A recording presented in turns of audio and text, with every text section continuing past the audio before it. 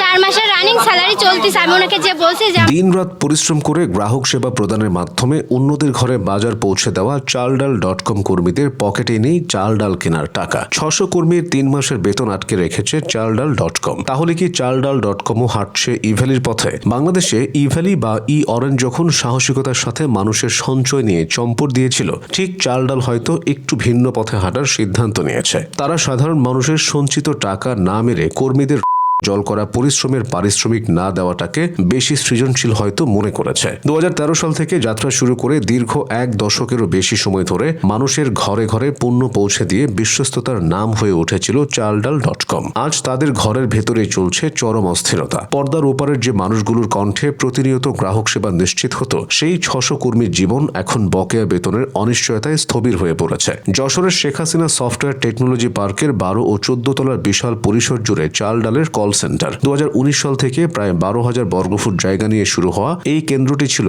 কয়েকশো শিক্ষার্থীর স্বপ্ন পূরণের জায়গা। কিন্তু গত 4 মাস ধরে সেই স্বপ্নের আঙিনায় কেবলই হাহাকার। অভিযোগ উঠেছে গত ডিসেম্বর থেকে চলতি বছরের ফেব্রুয়ারি পর্যন্ত কর্মীদের কোনো বেতন পরিশোধ করেনি কর্তৃপক্ষ। এই দীর্ঘ সময় পকেট শূন্য অবস্থায় কাজ করে যাওয়া কর্মীরা এখন নিরুপায় হয়ে বেছে নিয়েছেন কর্মবিরতি ও প্রতিবাদের পথ। এখানকার সিংহভাগ কর্মী বিভিন্ন সরকারি বেসরকারি কলেজের স্নাতক পর্যায়ের শিক্ষার্থী। মধ্যবিত্ত বা নিম্ন মধ্যবিত্ত পরিবার থেকে আসা এই তরুণদের কাছে চাল ডালের চাকরিটি ছিল তাদের পড়াশোনার খরচ ও জীবন ধারণের প্রধান অবলম্বন। মাসের পর মাস বেতন না পাওয়ায় তাদের যাতায়াত খরচ মেটানো তো দূরের কথা, মেসে থাকা এবং খাওয়ার খরচ জোগাতেও হিমশিম খেতে হচ্ছে। কেউ মেসের ভাড়া দিতে পারছেন না, কারো আবার মুদি দোকানের দেনা আকাশচুম্বে। অনাহারে অর্ধাহারে দিন কাটানো এই কর্মীরা যখন তাদের ন্যায্য পাওনা চাইতে যান, তখন কর্তৃপক্ষের কাছ থেকে সমাধানের পরিবর্তে মিলছে চাকরিচ্যুতির হুমকি। প্রতিষ্ঠানের একজন ভুক্তভোগী কর্মী নাম প্রকাশ না করার শর্তে তার ক্ষোভ উগরে দিয়ে বলেন যে তাদের জীবন এখন এক প্রকার স্থবির হয়ে আছে। কাজ করেও বেতন না পাওয়া যে কতটা কষ্টের তা কেবল তারাই বোঝেন। অথচ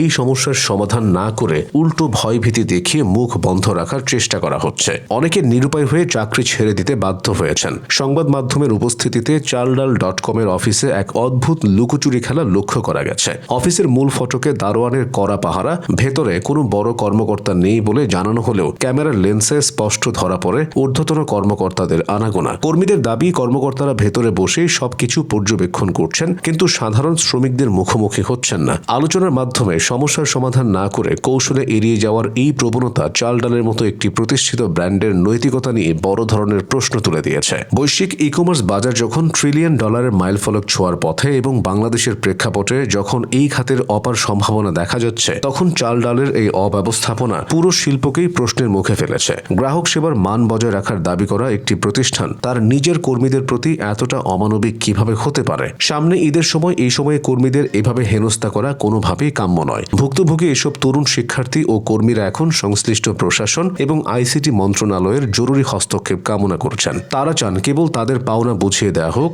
যাতে তারা আবার স্বাভাবিক জীবনে ফিরতে পারেন এবং পড়াশোনা চালিয়ে যেতে পারেন।